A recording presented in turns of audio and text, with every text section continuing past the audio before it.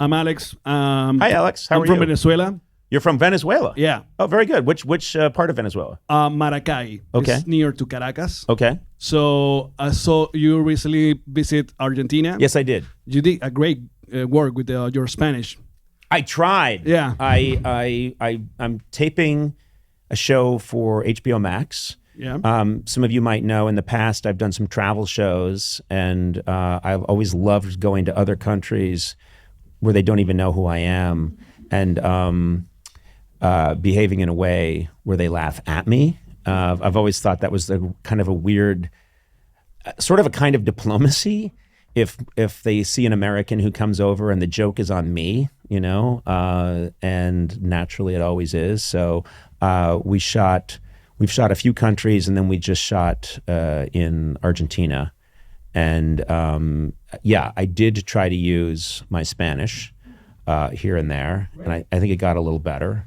But it's something that I learned. I learned some Spanish a bunch of years ago, and it's fun. I always try to bring it out. And I've noticed that most people who are Spanish speaking, whether it's from South America or Central America, they mostly appreciate that someone's trying.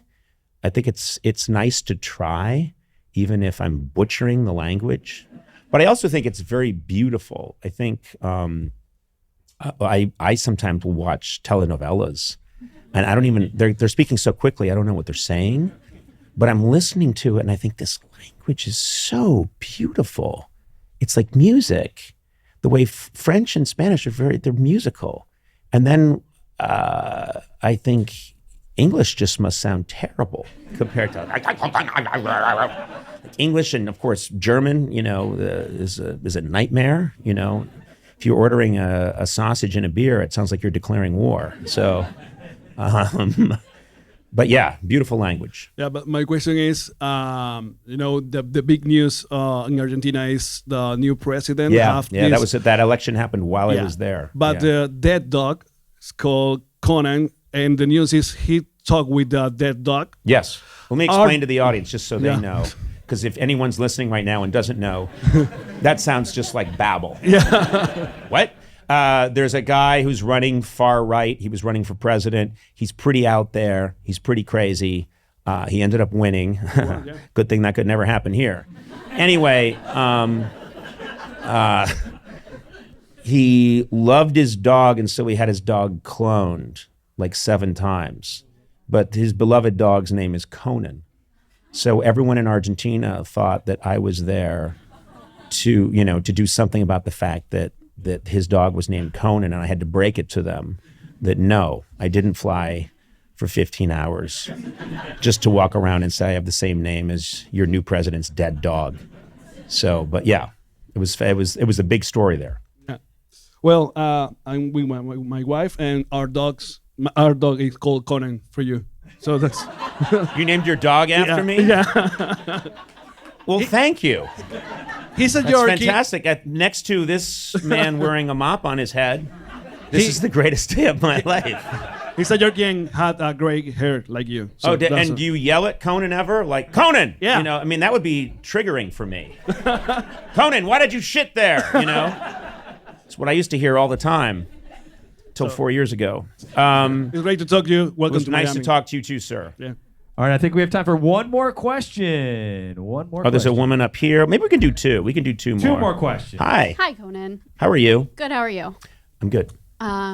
What's your name? Melissa. Hi, Melissa. Nice to meet you. Nice to meet you as well. My question sort of in relation to the travel shows is, what is sort of your approach on diffusing some of the more tense situations you get in? You know, there's been some episodes where people were not as excited you were there initially, and I feel like you do such a great job of getting everyone on your side and just diffusing that tension, and really, everyone ends up loving you. So, well, I don't know if they end up loving me, but they. One of the things that I like is to be real about the situation I'm in. So clearly, I like there to be a lot of comedy, but I don't want to be. I don't want to act. I want to deal with the reality of the situation. One of the things that really comes to mind is we went to Haiti a bunch of years ago after President Trump said some very negative things about Haiti.